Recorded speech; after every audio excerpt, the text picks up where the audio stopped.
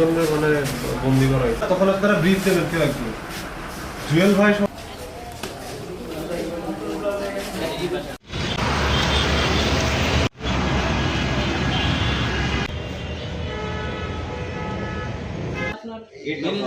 Manager আসছে এই পাশে আছে। একদিন সময় দেওয়া যাইতো তাহলে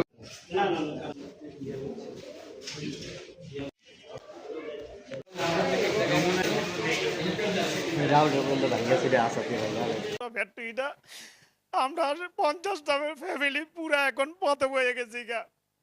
আমার 50টা ওয়ার্কার, আমরা পরে 100 জন লোক এখন পুরো পথে বয়ে গেছি। মালিক কি করবো আল্লাহ জানে, কিন্তু আমরা তো নিঃস্ব হয়ে গেছি গা।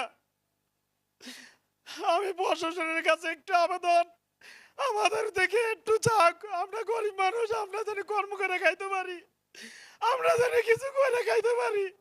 আমাদের এই কোম্পানির মালগুলো উদ্ধার করে দিতে পারলে ফ্যাক্টরিটা চলবো, আমাদের কোম্পানি বেতন দিব, তাহলে আমরা চলতে পারবো।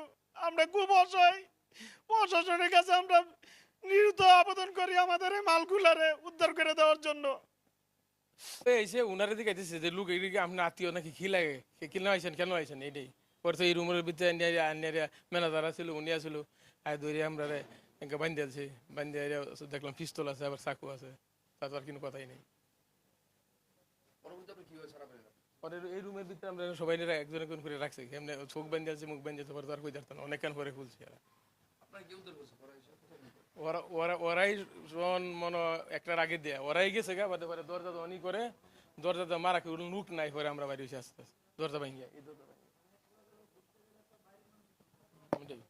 বাজারে গেলাম সময় মাগরিবের নমাজ, মাগরিবের নমাজ হইতে আমি ফান লই আইছি কেন, আমাদের দুজনে কয় এই মেয়ে তুমি কেন দাঁড়াও, আমি কই স্যার খানে হনুবাও দাঁড়াও, তুমি দাঁড়াইলাম, তুমি কেন কি করো, আমি কই স্যার এখানে আমি চাকরি করি, চাকরি করো এখানে এখানে ম্যানেজার আসেনি, আমি কই না আছে, আসো তো ছুটির দিন, আসো তো ম্যানেজারে আমরা শ্রমিক আছে, কই চল ম্যানেজার যাইতে হবে, আমি স্যার ম্যানেজার তো কেন আসতে যাইতে এখন, ওই আমার দেখা দিল হামাই গেছে, হামাই লই আইছে আমার, আর বাদে তো কেন আন্না মারে বান্ধে মারে বাদে তারা ভাই কিছু নাই, তারা হাতে একটা জোয়া আছিল, বাড়ি কেন আইসে ওরে দেখছি একটা চাকু আর একটা পিস্তল,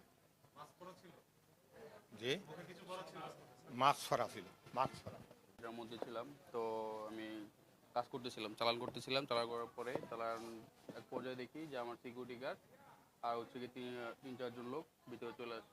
তো আপনারা কারা? তো ওনারা বলতেছে যে আমরা প্রশাসনের লোক। তো আপনার প্রশাসনের লোক, আপনারা বসেন, কিছু জন্য আসছেন, কথা বলেন। তো ওনারা এক পর্যায়ে হাইপার আমাদেরকে যে না, মাস্ক পরা ছিল, যে আপনারা এরকম কেন করতেছেন। তো আমাদের এক পর্যায়ে এক লোক বলতেছে যে আপনি প্রশাসনের লোক, আপনি আপনার পরিচয় দেখান, আপনার আইডি কার্ড দেখান। সে কথা বলার পরপরই উনি ওনার গালে চড় মারলো। চড় মারার সাথে সাথে আমাদের এখানে হাত বেঁধে, তিনজনের হাত বেঁধে আমাদের এই রুমে নিয়ে আসার পর এখানে ওনারা মনে করলেন যে পর্যায়ক্রমে সবাইকে নিয়ে আসলো। নিয়ে আসার পরে আমাকে নিয়ে আসার পরে বলতেছে যে এখানে কী আছে সব কিছু ই করো। তো আমি পরে ওনাকে বললাম যে এখানে যা আছে আপনি করতে পারেন। তো আমার এখানে আমার আলমারি ছিল, আলমারি এখানে প্রায় ক্যাশ টাকা ছিল, 22 লাখ টাকার মতো ক্যাশ টাকা ছিল। আর আমার ফ্যাক্টরির মধ্যে যায় আমাদের যন্ত্রপাতি বলে আমাদের প্রিন্টিংয়ের যে মালামাল ছিল, মালামালের যত যে আমাদের ইগুলা, যে আমার মোটরগুলা যেগুলো ছাড়া আমাদের মেশিনগুলো চলবে না, সেগুলো আমাদেরকে এখান থেকে নিয়ে গেছে। পর্যায়ক্রমে আমাদের এখানে যে আমাদের সময় আমার যে কর্মচারী ছিল 18 জন লোক আমাদেরকে এখানে 18 জনকে বেঁধে, হাত পা বেঁধে, মুখ টুক সব মনে করেন চোখ বেঁধে আমাদের এখানে ফালায় রাখছে। আমাদেরকে কথাও বলতে দেয় নাই। এমনকি আমাদের চোখ বেঁধে রাখছে, একবার চোখ খুলে দিয়েছে, চোখ বন্ধ করে রাখবে, চোখ যদি খোলস তো খবর আছে।